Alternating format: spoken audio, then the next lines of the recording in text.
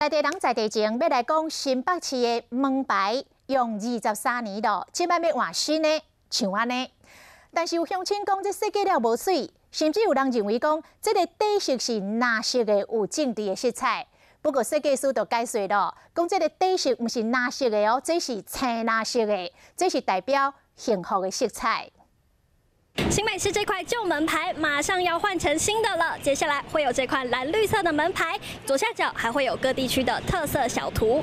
亲像土城区就有标示这油桐花，若是有内底是温泉。新门牌顶面的数字，也佫以色水来分析上徛号，徛是紫色的，上号是柑仔色的，民众的接受度无同。绿绿的、红红的，没有很优雅。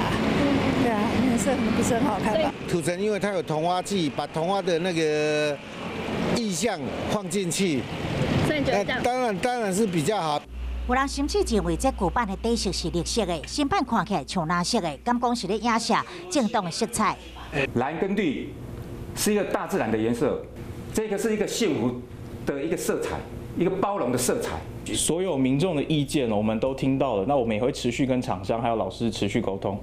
新北市门牌离点回全面化已经有23档啊！这回新北市政府有计伫每年2月进前，陆续更新大约有120万名的门牌，让民众会当豆豆适应。